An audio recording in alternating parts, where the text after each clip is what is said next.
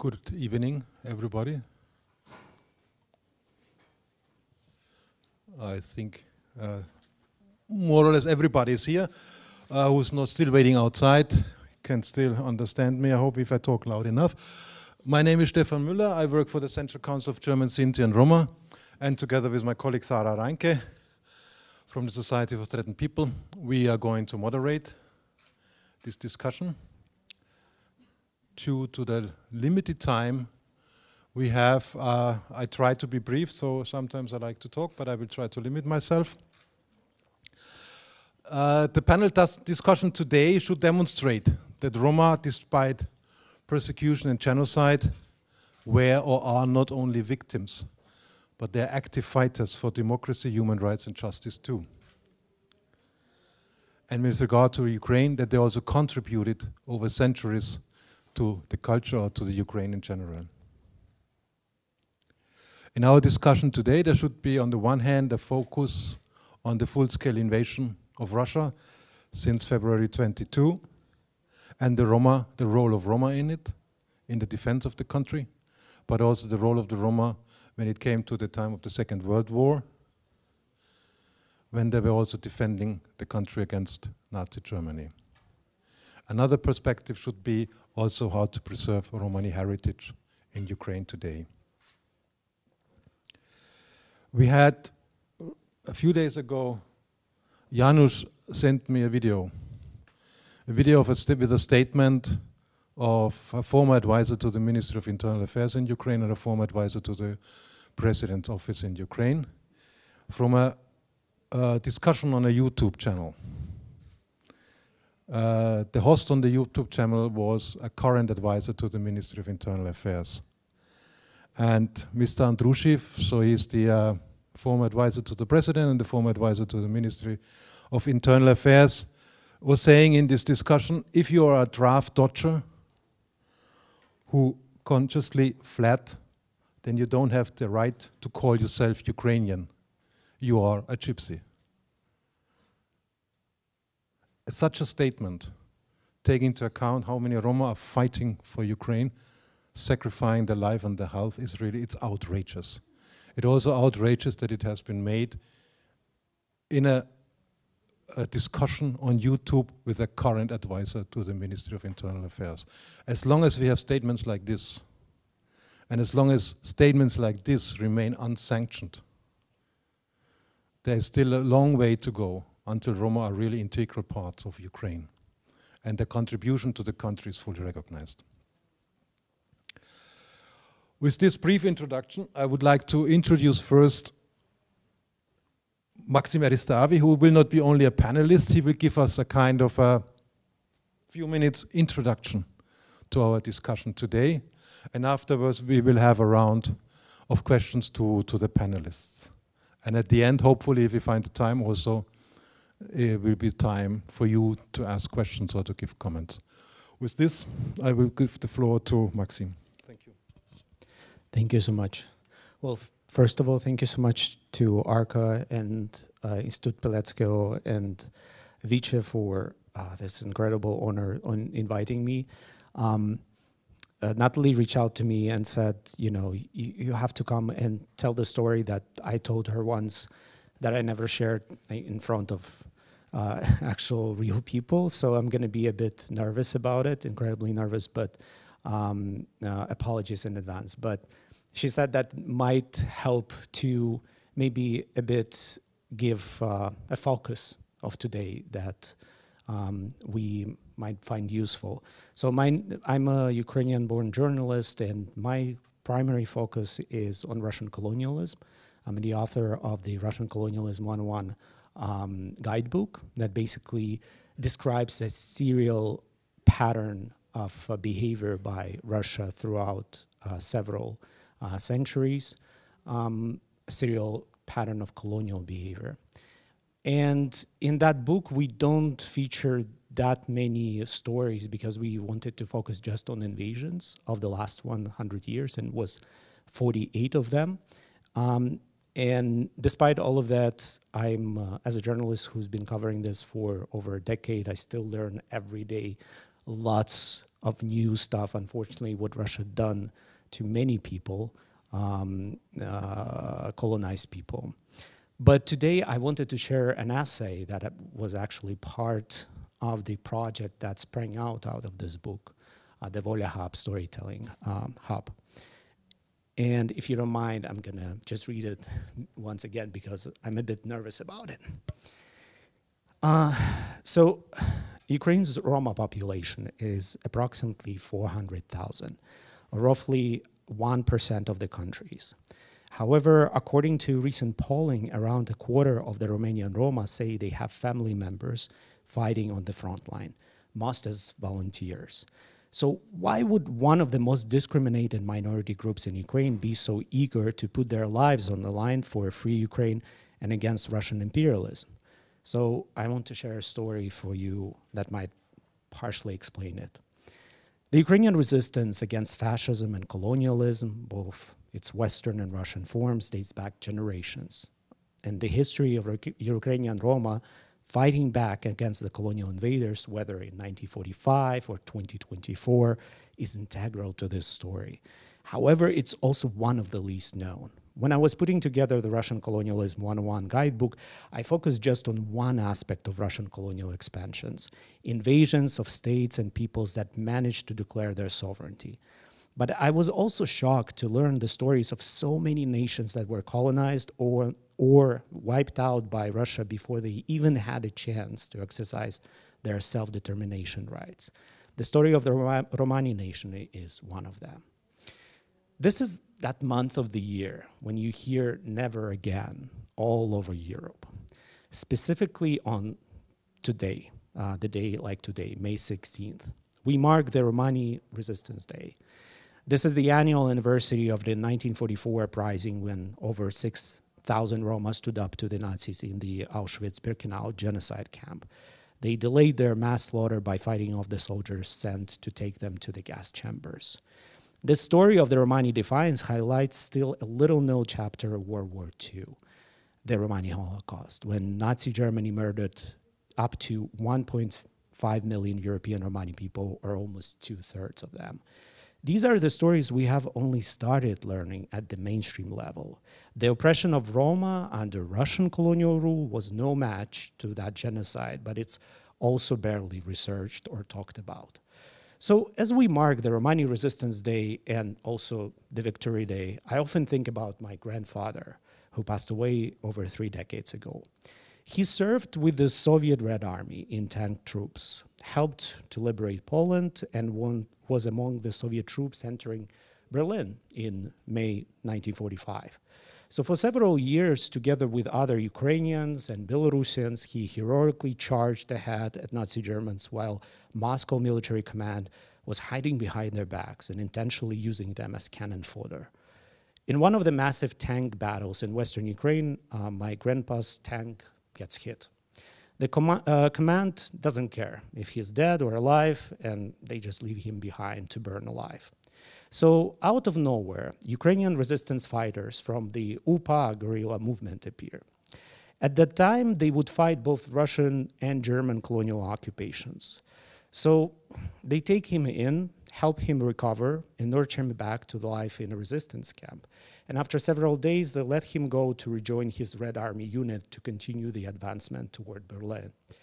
It was actually a very daring decision, considering the valid risk he would expose a Ukrainian rebel camp to his Moscow-controlled command and get them all murdered. But he didn't snitch on his fellow Ukrainians. So why did they save him, though? My granddad spoke Ukrainian, but he did not really look like your average Ukrainian. He was Roma, with darker skin and all. The Roma living within ever-changing borders of the Russian Empire during both the Tsarist and then the communist eras faced all the spectrum of Russian colonialism practices. Gaslighting by forced assimilation or Russification, civilizing, so-called, by cracking down on Romani nomadism and ordering Roma to live in state housing under very strict movement surveillance, or erasing by banning the Romani language, forcefully baptizing them into the Russian Orthodox Church, or stealing Romani children and sending them for so-called re-education in state orphanages. The lasting legacy of the identity erasure that Roma suffered under Russian colonial rule is still self-evident. Roma people often remain the most marginalized group in former Russian colonies. Their marginalization only worsened in fascist Putinist Russia. And when Russians came to recolonize Ukraine in 2022, Ukrainian Roma became one of the first to get targeted. My granddad also faced lots of racism in his life and never knew his parents because he was actually one of those Romani kids stolen by the state to the orphanage. He never liked to talk about his roots. He never liked to talk, just period. I can only imagine the hardships he went through because my dad and I carry lots of the same generational darkness in ourselves. But despite all of it, when Germany invaded, he put his life on the line to defend his village, his country, and his Ukraine. He was Ukrainian first, so there was not much of a dilemma for him there. I can now only speculate, but I bet that that's what those UPA rebels also saw in him too. Otherwise, why would they risk everything if not for saving a fellow Ukrainian, even though that fellow Ukrainian would fight for Ukraine under a colonizer's flag? Despite World War II being central to Russian modern imperial mythology, Moscow would never amplify stories like this because it conflicts with Russian mythology, which centers on the colonizer, that insists that Russians won World War II, that Russians liberated, that Russians are to be thankful for their sacrifices. These resistance stories remind colonized people like Ukrainians that their strength and survival have always been in diversity, in standing up for each other, regardless of politics, ethnicity, language, or skin color. They remind us that we don't need the colonizer to protect or save us. So the main reason why today's Romani Ukrainian fighters still face the same tough choices as my granddad did is because Russia wasn't punished for any of these colonial crimes. Moreover, Moscow doubled down on false versions of history and guilt-tripping us how everyone should be grateful to Russians for ending World War II. Not only this erases the sacrifices of the people who paid the highest price for the World War II victory, Ukrainians, and that includes Ukrainian Roma, but also it doesn't allow you to see that for at least half of Europe, World War II did not end with liberation. It ended with one colonizer being replaced by another. But whether in 1945 or 2024, the Roma resistance is stronger than any empire. Empires come and go, but Roma and Ukrainians are here to stay. That's why we have so many Roma fighters on the Ukrainian front lines today. Maybe because the anti-colonial resistance that Ukraine is waging is very close to anyone who shares this double identity of a Roma and Ukrainian person, something that makes this identity fully complete. Thank you.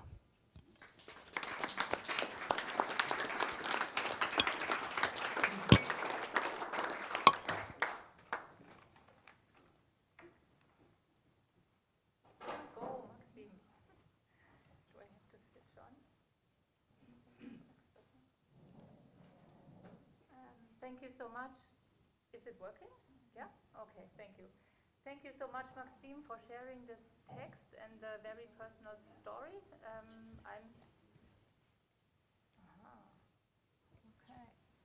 Okay. Thank you, Eva. Oh, sounds better. Yeah, I'm really also moved, and of course a lot of thoughts are coming to my mind, but I'm here to moderate this very important panel, and I'm happy to introduce the panelists quite shortly, and then we will have a first round of questions. You all already met Natalie Tamienko, our esteemed colleague of ACA, and to her will then also go the first question. Next to me, you find Pierre Chopineau. He is a writer, a political scientist and strategy advisor, and he actually created the international campaign Romani Resistance. And he will tell us more about his work and the aims of his campaign, I think. Next to Natalie, you see Janusz Panchenko. We met last year at the wonderful Roma conference, the Central Council for Sinti and Roma organized here in Berlin. Janusz comes from Kherson, and he established a cultural club for Roma in Kherson and worked with young people, I understand, and now he's living in Germany, but still an activist and has ties to or links also to people of Roma origin who fight for the Ukrainian army and can tell us something about their fate at the moment. My first question will go to, of course, we don't see Artur. Artur Zolotarenko will join the discussion. You heard from Natalie that he couldn't come in person. We are very sad about this. He actually works in the Babin Yar Museum, and we will integrate him further on. Hi, Artur. Sorry, we haven't forgotten you. Thank you for joining. Natalie, after I can't ignore what Maxime said. Please try to sort of connect to his speech or to the text he read, and please tell us a little bit also about Aka's work. Thank you so much, Sarah. Thank you to Maxime for this great, I wouldn't call it keynote speech, but for introduction to whole our panel discussion.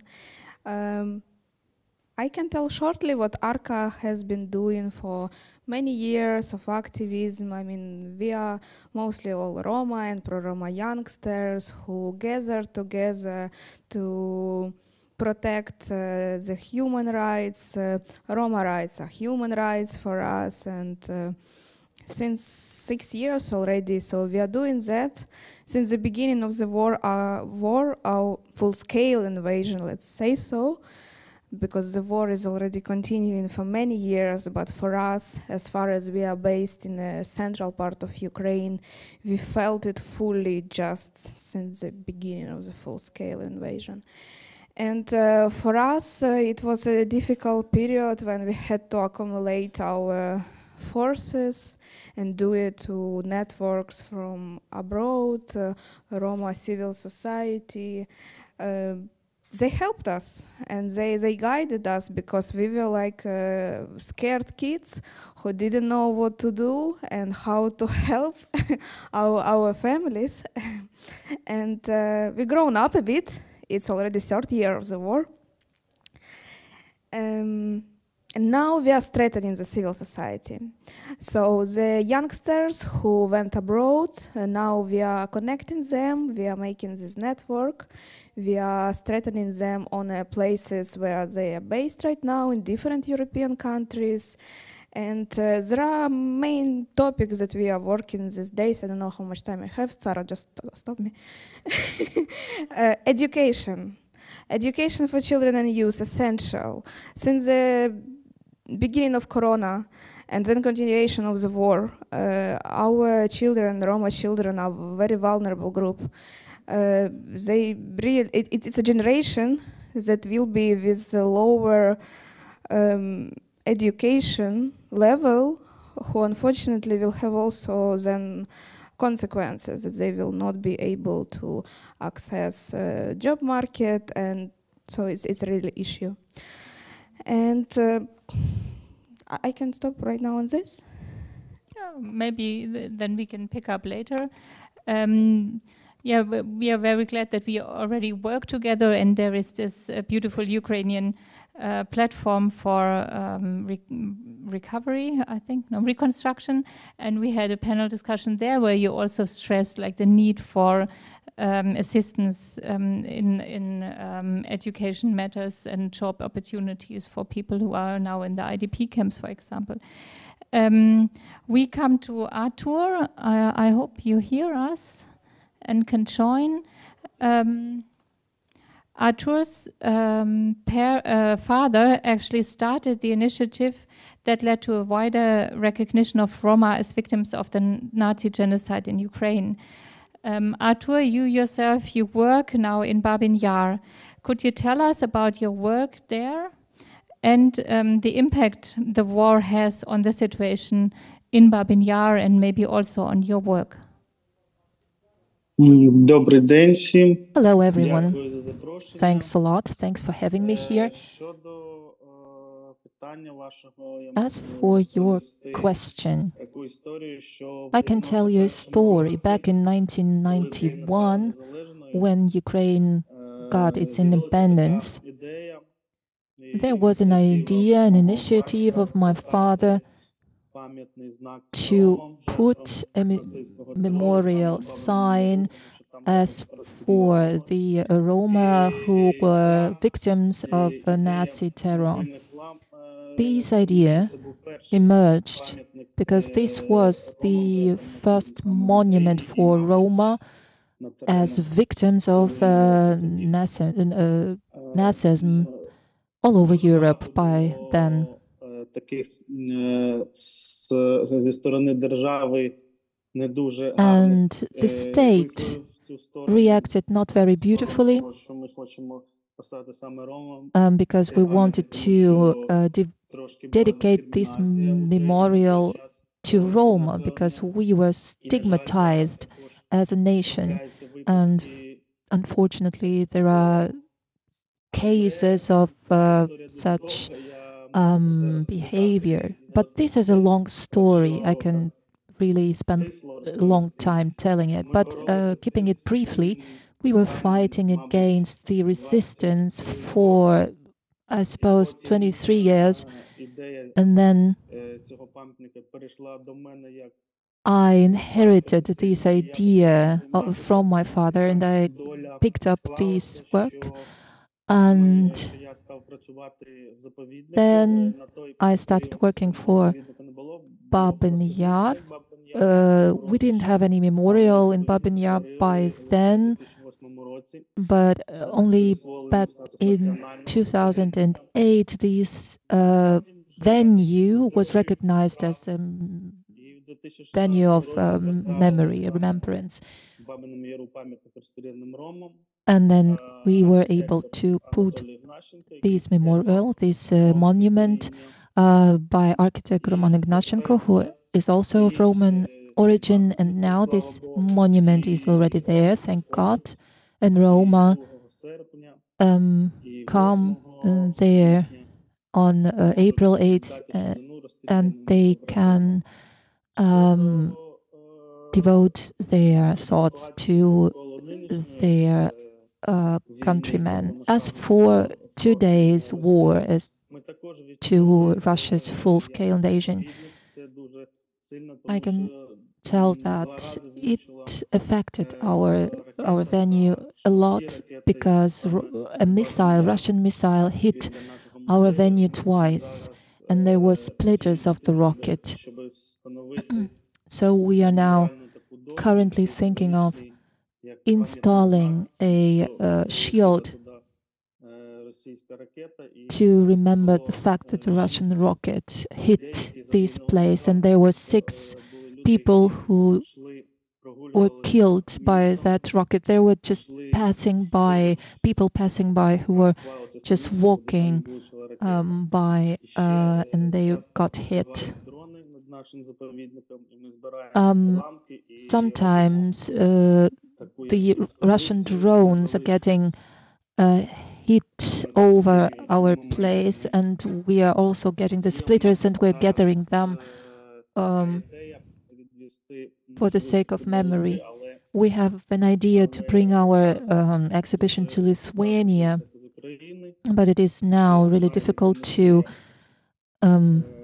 get or to go abroad from Ukraine. This is why I am now speaking online in front of you. I cannot be present there in Berlin, but thankfully we have this opportunity.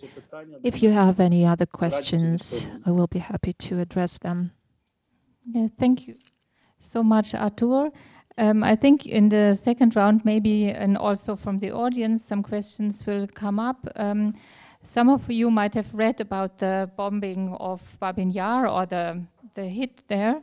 It was also was covered in the German media, and everybody was quite shocked because Babin Yar sounds sounds in German minds also, of course. We come to Pierre.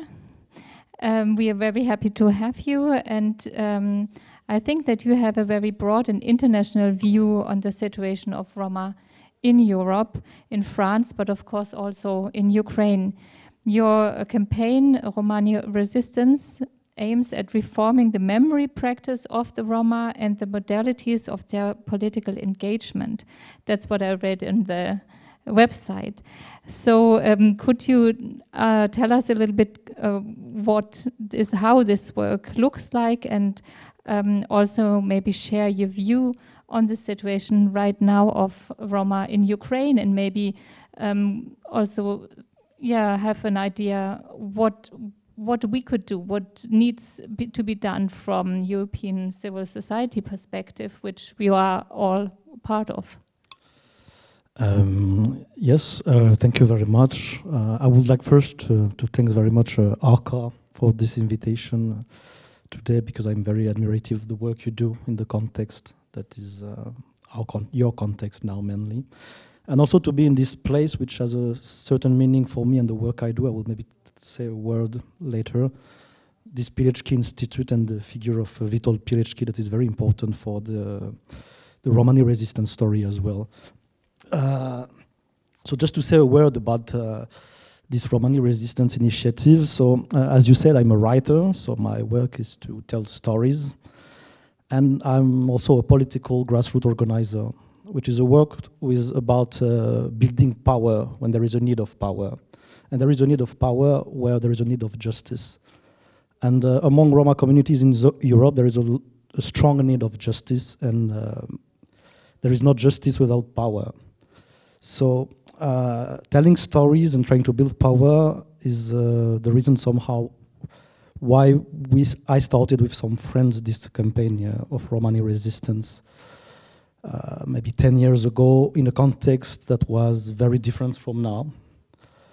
And why this story of Romani resistance? Because trying to organize people, we were in France, where I live. We were trying carefully to listen up what were the stories around Romani communities in France. And the stories around were real stories of suffering and victimhood, which is, of course, very important, and our real stories. But we were feeling that in order to build power, we were needing stories of act of power. And that's how somehow we start to hear from mouth to hear the story that was said there of what happened in the Gypsy family camp in Birkenau. And so the work was done to try to promote this narrative within Romani organization around Europe. And that's how somehow I met with Natalie from Arka, and this work was done also with Romani youth organization, with the Ternipe network in Europe. And that's how this story started to be known and promoted, and to empower somehow the communities. But just the thing I want to mention about this story as well is that there is this story that happened in May 16 in Auschwitz, but some research has started to be done, and what we found out that is Romani communities all across Europe resist a lot during the World War II, not only in Auschwitz-Birkenau, and that's something that started to be published. And in France, for instance, we found out that there were many uprisings in French concentration camps, that Romani communities organized themselves in order to escape oppression from the fascist regime or fascist occupation.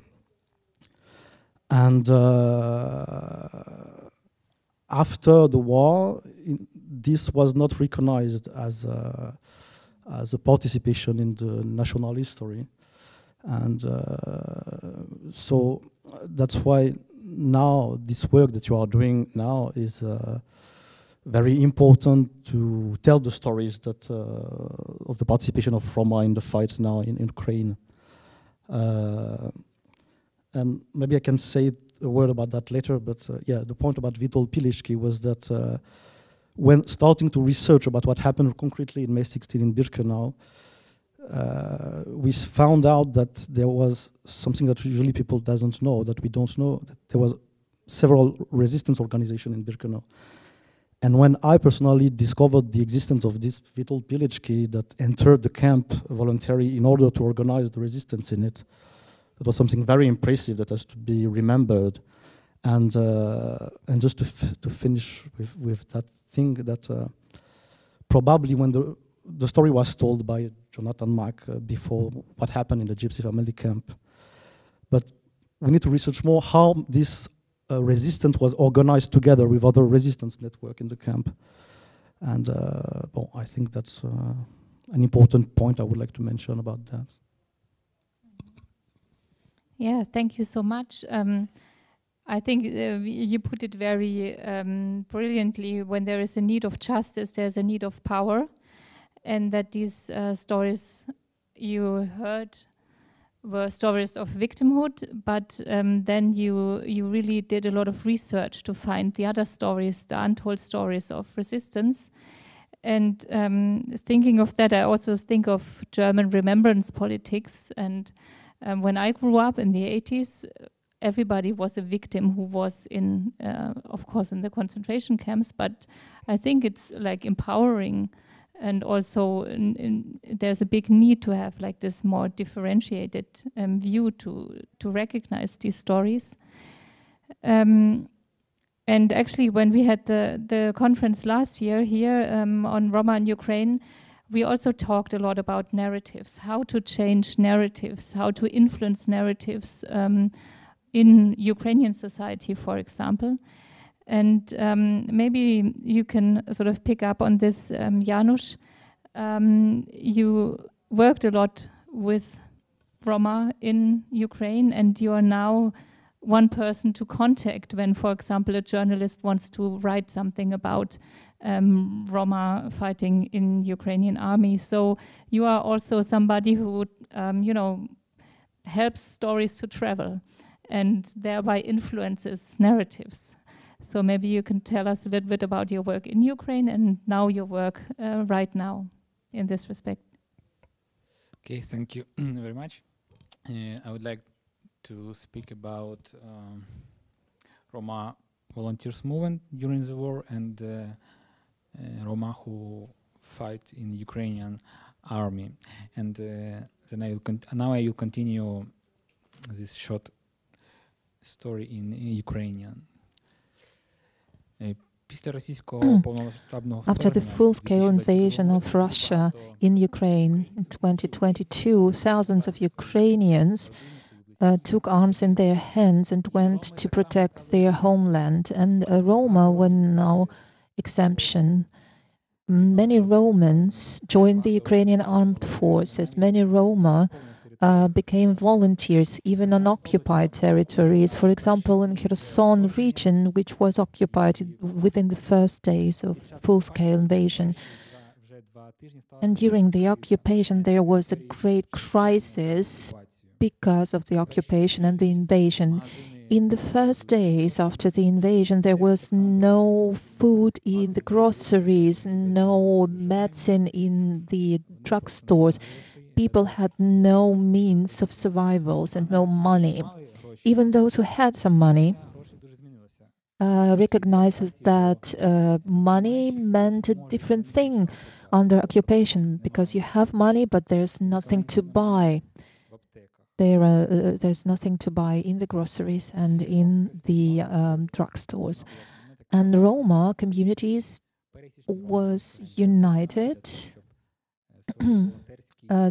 Roma citizens and Roma organizations joined together to be able to at least try to meet the basic needs of the civilians in Kherson. They were spreading around food items delivered from the neighboring villages. Sometimes people brought food from the neighboring regions, crossing the front line of the gray zone and Russian checkpoints. They brought food and medicine and gave it to people who were much in need, a lot in need of those. But they work not only for Roma, but for everyone in need. I mean, including Ukrainians. And nobody of Roma volunteers really paid attention at the ethnicity of the beneficiaries of their assistance. I can remember a case when a young man got injured during the occupation, and he needed surgery. He had got the surgery, but this was already the second month of occupations, and there were no medicine in the city whatsoever, and only minimum of painkillers were left in the hospital for the surgery, but there were no painkiller for the post-surgery period. And then the same Roma went around houses and tried to gather at least one pill to be able to make this post-surgery period easier for that young man. Sure enough, they used the medicine which people had bought before the occupation. The deficit was really great. Besides volunteer work, Roman youngsters also participated in anti-Russia rallies. And you can imagine what it means, anti-Russia meetings under occupation. Russia came to suppress those rallies, and people who participated in the rallies found themselves in torture cellars. Roma were also among those who came to that rallies every Sunday, because every Sunday there was a rally. And after all, finally, part of the Romans went to the front line. We don't know for sure how many Roma there are now fighting at the front line, but they are at least several thousand. They became members of the Ukrainian armed forces to protect their land from the occupiers, from Russia. And unfortunately, some of them already passed away during that fight. For example, Roman Mishko. I learned a couple of weeks ago that the commander of the Aeromobile Brigade, Lieutenant-in-Chief Maxim Timchenko, is dead, and an 18-year Roman boy passed away at the front line. And despite this, despite all that work that Roma do, not only in occupation, but all over Ukraine, I have interviewed many Roma in Ukrainian armed forces, even though even in the armed forces many Roma are being discriminated. And Mr. Andrushev, who was mentioned by Stefan Müller, many people say that many people who leave Ukraine illegally to avoid fighting are Roma, but Mr. Andrushev is at the front line fighting. So may these examples be an inspiration for all of us to resist xenophobia spread around by the above mentioned Mr.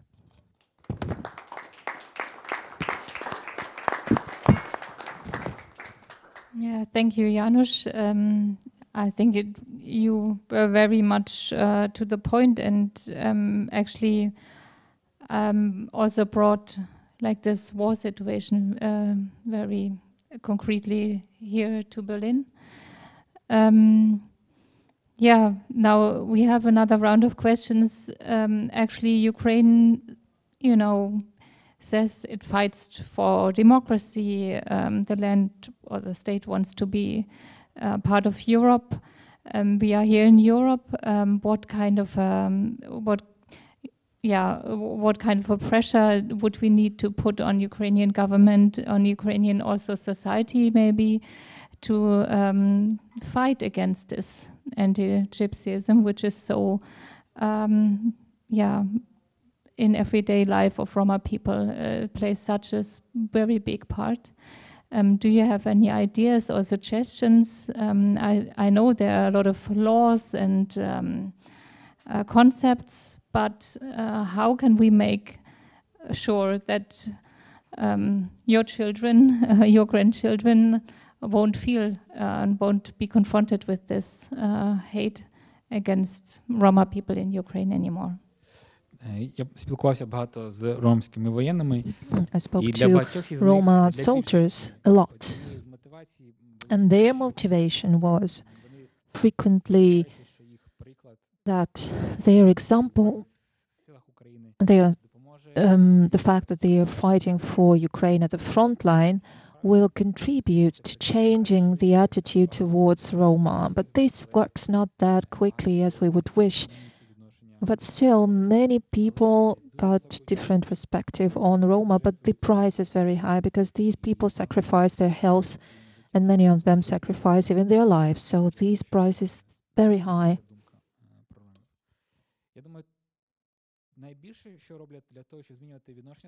I think that Roma fighting at the front line, they do as much as possible.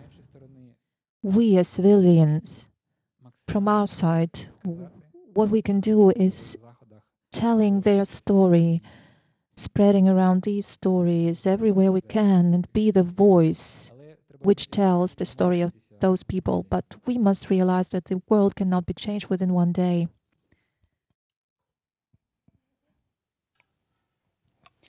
I also wanted to add the importance about fighting with anti-Gypsyism in Ukraine and in Europe in general. And what we are doing right now is that we are having conversations with the Ukrainian government that the anti-Gypsyism would be acknowledged as it exists, and that we start to fight with this as in other European countries, and we prepare the country for the accession to the European Union. And also aligned to that, it's important to talk about Roma heritage in Ukraine. And as far as right now, a lot of Roma had to flee the Ukraine.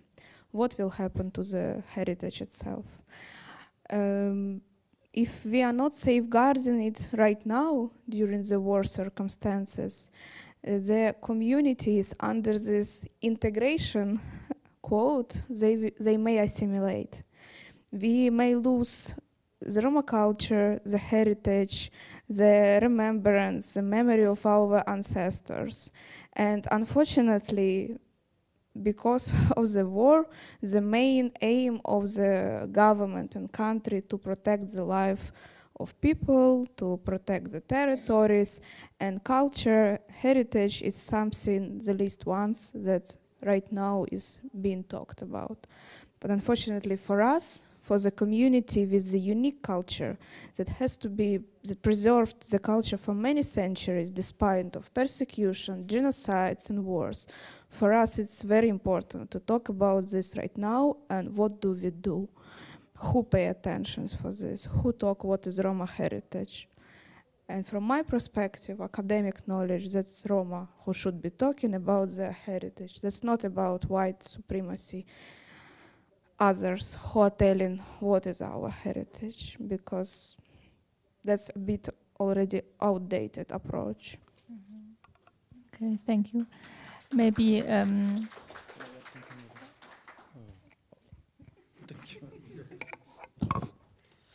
Yeah, thank you very much. I would just like to add something about that.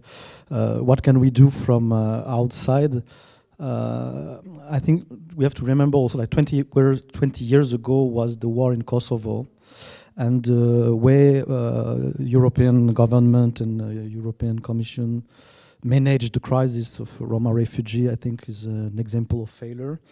And I'm not a specialist of the question, but we can say somehow that the Roma heritage in Kosovo has been very much damaged by after the war.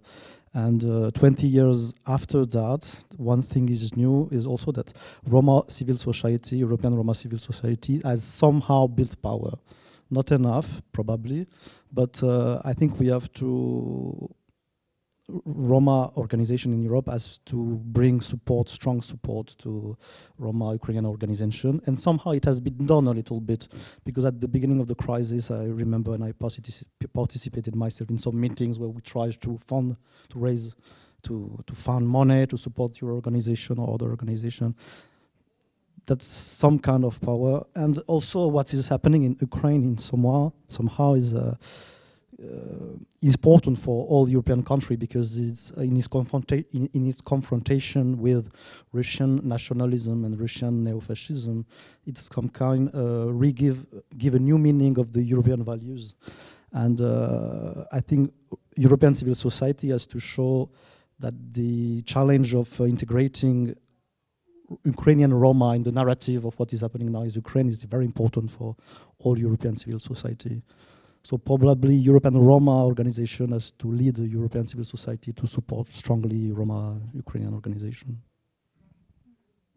Yeah, I very much like this idea, a sort of European-wide, worldwide Roma solidarity for Roma in Ukraine, who are now in such a very bitter situation. Artur, you're still with us. Maybe you want to share a few sentences before we open the floor for a couple of questions, Stefan. Artur? Ah, wonderful.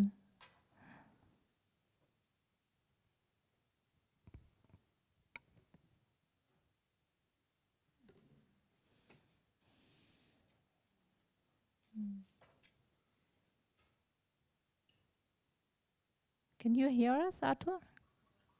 Yes, sure. Okay. We talked about more or less also about a perspective, maybe also expectations. We are sitting in Berlin. You can, from your view, from Ukraine, from working in Babin Yar, as a Roma, maybe you can add a couple of sentences to our discussion about your expectations also. Так, я можу додати, Yes, що, sure. на жаль, дуже великою ціною Yes, unfortunately, the price Roma are paying for changing the attitude of the society towards our nation in Ukraine is very high. Well, as for the examples, for example, we can look at the United States. There are laws on Afro-Americans. And in Ukraine, there is a law on anti-Semitism, on Jewish people. I think we shall lobby a bill on anti-Gypsyism. In that case, I think this will be a big step forward, because then we will be backed by the government.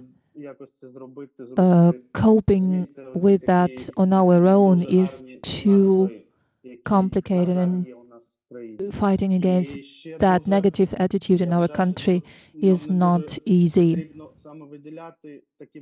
And I think that we shall stress the fact that we are of Roman origin, yes, but first and foremost, we are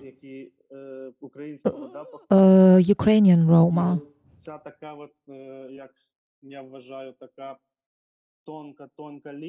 So this thread shall be kept.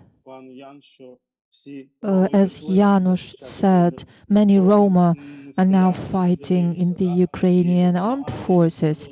So they didn't stay aside and watched. Roma were helping a lot and are still helping. Yeah. Thank you so much.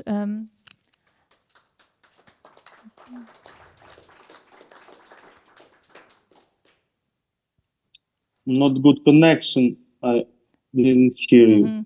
We heard everything you said, Artur. Okay. Thank you so much. Okay, thank you. We are just opening up the discussion a little bit to our guests, and Stefan will take over the moderation. Thank you. First, I would like to thank the contributors. First, I would like to thank all the contributors. Very, very interesting and very impressive. Thanks a lot to all of you. Roma have to pay a high price. Let's hope that it really pays off at the end. With this short comment, I would like to give the floor to a few questions because we are a bit limited in time. It's also an honor to introduce you. Thank you.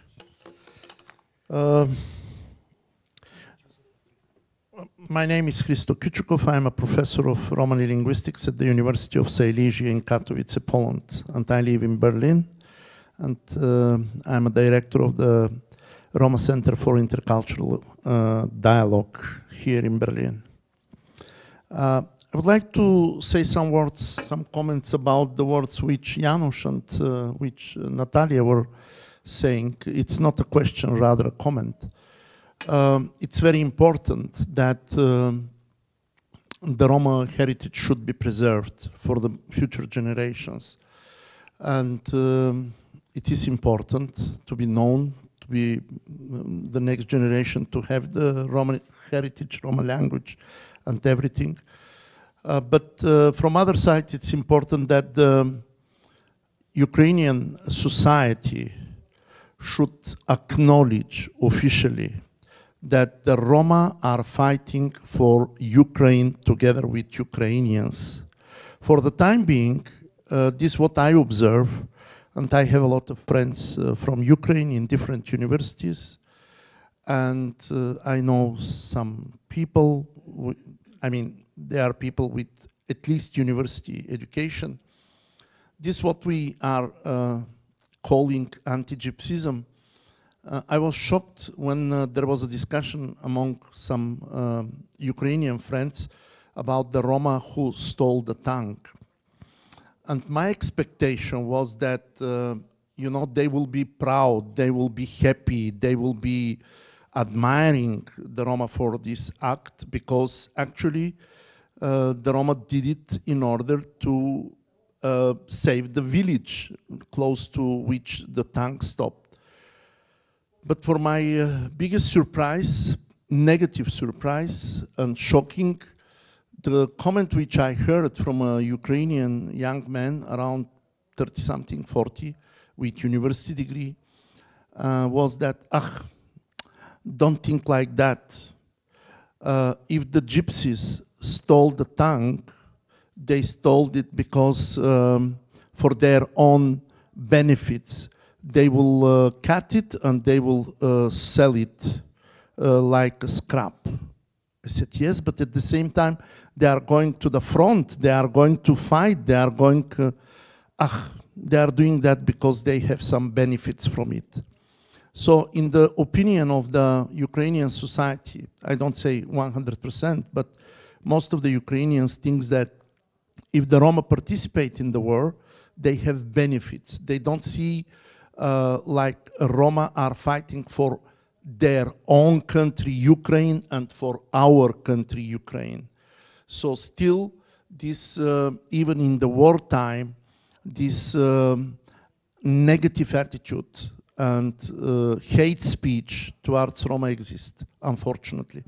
And I think that if there is something which we should start with, before to speak about the heritage and before to speak about this, what will be future of the Roma culture and etc. It's exactly this. We have to fight with the existing negative attitude towards the Roma, the hate speech, and all forms of anti-Gypsyism. And this should be done not only by Natalia, by Janusz, but by all Roma organizations and activists in Europe, because this is our responsibility as well, that the Roma are nowadays, what's called that, victims of the war as every other Ukrainian. And if this is not recognized and this is not acknowledged, then this is our fault as well. And I will finish with the following thing. A few days ago, I was reading something. Tomorrow I'm going to Frankfurt. Tomorrow evening there is an event there about the Resistance Day, Roma Resistance Day. And I found somewhere the following sentence, that after the Second World War, the Roma were not invited to witness what happened to them during the war because someone told, we cannot trust the Roma what they say. And I think that that idea since Second World War until today didn't change. Still today, the societies think that we cannot trust the Roma. We don't know why they are doing that. They are doing it because they have their own benefits. They will steal the tank and they can steal 10 tanks, but they will sell it like a scrap. This is it. We have to fight with that. Thank you.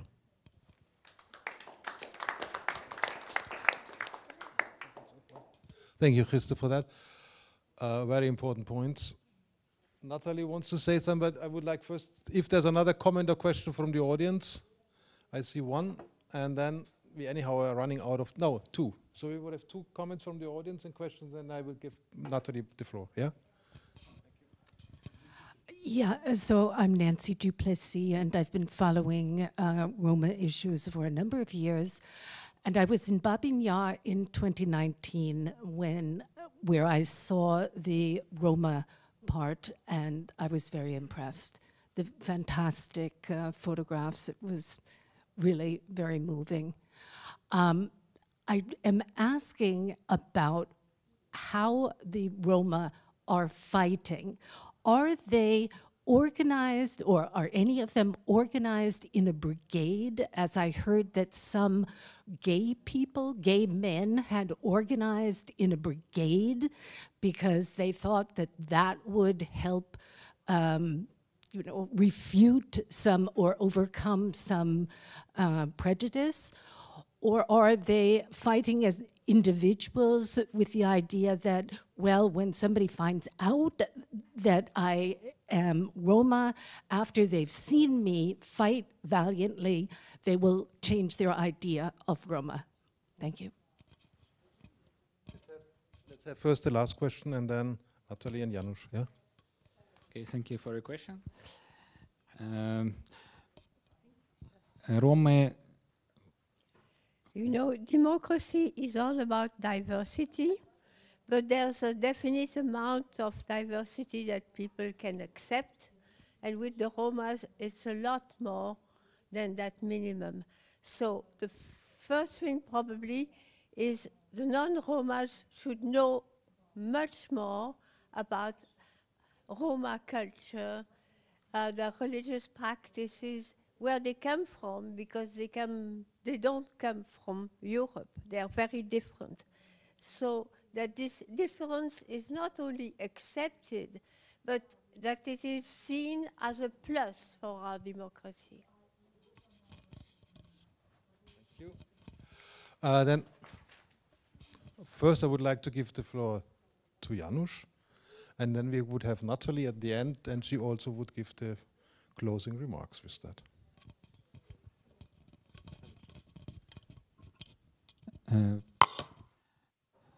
Roma вступають до лав ЗСУ. Well, Roma join the armed forces of Ukraine, but they don't have any dedicated brigade or something. They just join the army as other Ukrainians do. and they are fighting as part of usual units. There can be 5 to 6 Roma in one brigade, in another there can be no Roma at all.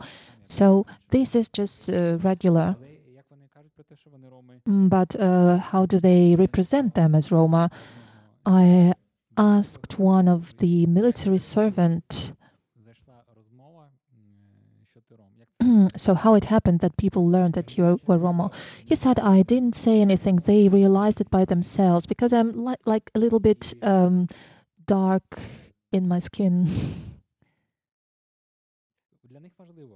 So it is important for them. Everyone who I interviewed said it was important for them to represent them as Roma when they joined the army. And people in the army were surprised about it. But, some of them told me that they felt they suffered discrimination in the army. Some of them didn't suffer any discrimination at all. And this is important.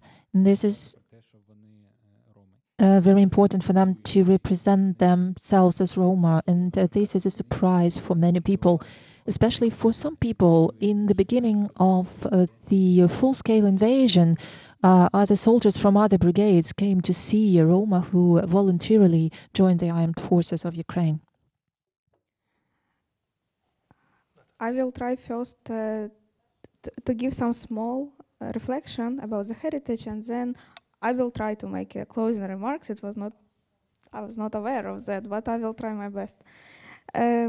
About the heritage itself, and whether we should wait until the anti-Gypsyism will be acknowledged and then we preserve heritage. We will lose all heritage. We are already losing it. Youngsters do not speak Romani language. People are losing traditions. Families are being separated. Heritage cannot be preserved as it used to be, unfortunately. And if we talk about Ukrainian government, I'm not here to protect or on the side of Ukrainian government. I'm very independent one, and I'm happy that I'm a part of civil society. But we are in close communication with Ukrainian government. And what they say to us, we don't have capacity, guys. We understand that Roma is essential topic. We are going to European Union. We would like to have a great democratic state of Ukraine, but we do not have people. We do not have resources. We do not have support. And when on every event, European event, I'm hearing that we should press Ukrainian government. Yeah, let's press, but let's also give something. Let's give a help from European Union. I mean, for example, the State Service of Ethnic Affairs with whom we are working, they have around 5 people who are dealing with all the national minorities in Ukraine. How they can deal with Roma issues in particular? They don't have really capacity. The Roma strategy until 2020 had ridiculous amount of money, around 200 euros to implementation. What is this? And right now, within the recovery of Ukraine, so we are raising this, and I think it's already the closing remark, we are raising the issue that Roma of Ukraine should be included in all the policy making right now, due to the recovery of Ukraine right now and after the war. Roma should have the equal access to all the facilities as other Ukrainians, because when it will come to compensations as property, for example, a lot of Roma, they just left their houses and lost documents, which means they will never receive this compensation. So what do we do? How the European society helps in this sense? A lot of questions, a lot of pressure on us, but also we are here to raise voice and ask for help from European Union, state leaders, from civil society, and right now also the time of a change, that Ukrainian government see that Roma have connections in Europe. We are attracting people, we are attracting startups, we are attracting to Ukrainian culture itself, because Roma is also part of Ukrainian culture. And yeah, here we are to speak, and thank you so much for being here with us. For us, it's super important to raise all these topics on the occasion of 16th of May, Romani Resistance Day. And also I would like to thank our partners for the event. Central Council of German Sinti and Roma, Society of Straitened People, Pilecki Institute itself, who is hosting us, European Roma Institute of Arts and Culture, Vice, who are our media partners, German MFA, who is also funding this event. And on this note, I would like also maybe to pass floor to Sarah and invite you for a very short break before we make the movie screening named Voices. And yeah, here, that's it.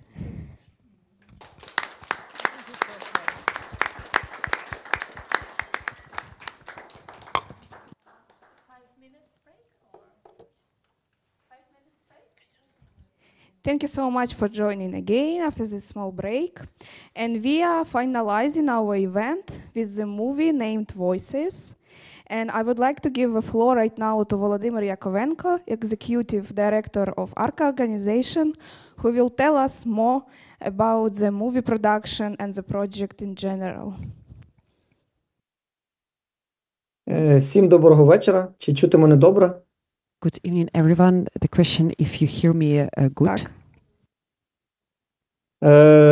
Хочу подякувати всім найвитривалішим гостям, які I want to thank everyone who is managed to stay till such late moment. For us, is very important your support.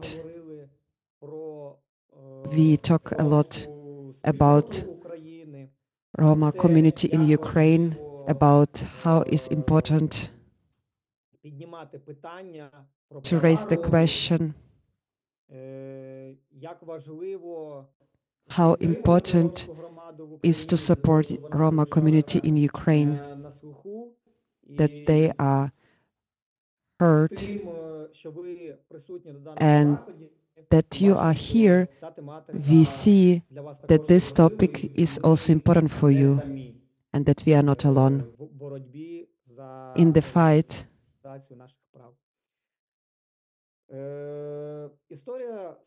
History of the creation of this movie is not simple one. It takes quite a lot of time.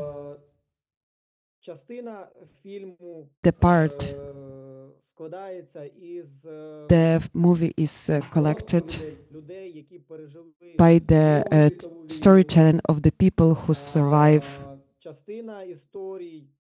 The part of the stories connected to people who survived the war in Ukraine right now. All characters who are in the movie, it's representative of Roma community in Ukraine. To this movie also was supported the Center of Holocaust Studies in Kyiv, which were collecting the testimonies from people who survived the Holocaust in the Second World War.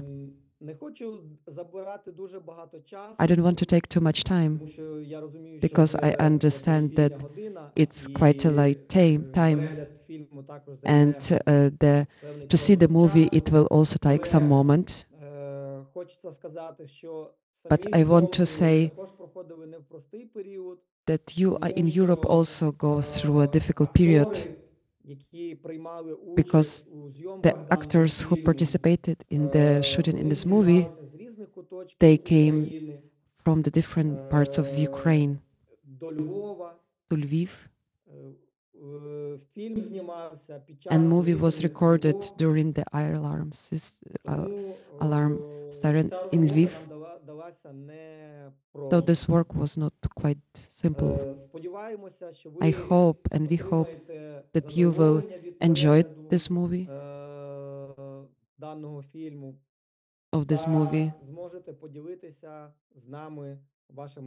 and you would be able to share with us with your feedback. Thank you so much. Thank you so much. I'm sorry, I see that not everyone has a headset. The narration of the movie will be in Ukrainian. We will have English subtitles. But if you would like to hear the real sound, please, the headsets are in that hall. Yeah, we can like take a few minutes for this. And I also, before I would like to give the floor for the director, art director of the movie, I would like also to say that some of the heroines of the movie are here with us today. And here is Nelia Kokul. And yeah, we are inviting you to enjoy, but also it's very sensitive narration. It's for sure will be touching. So if someone will not feel comfortable continuing to watch, and please feel free to stop in order for your own mental safety. And now I would like to give a floor for Natalia Vanilovich, the director of the movie. Hello to everyone. My name is Nata Vanilovich, and I'm a theater director of the documentary play Named Voices. Honestly to say, I'm really glad that today you will watch this recorded play, and I know it will not be easy because it touches really deep and sharp topics.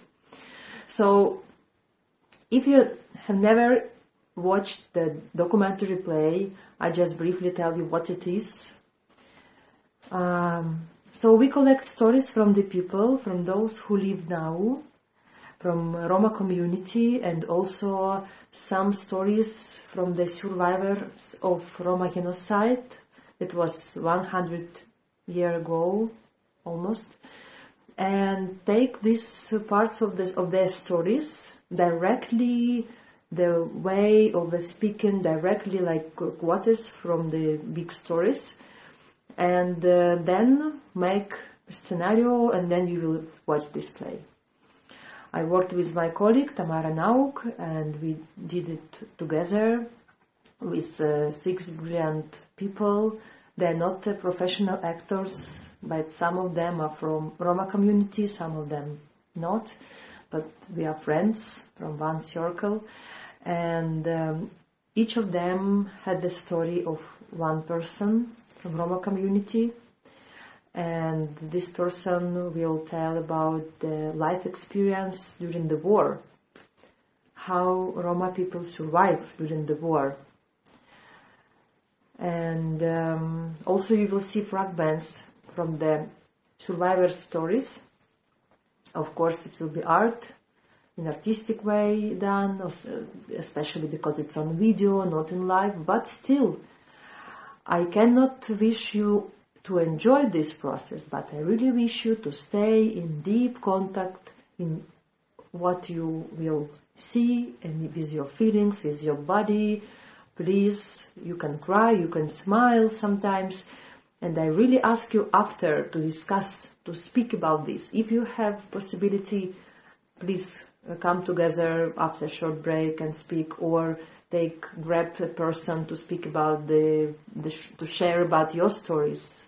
What do you feel about this? Because the war is still now, and the genocide is still now in the world. It's not topic from the past. They are from here and now. Believe in this or near of this. So take your time, have a breath, and start to watch Named Voices.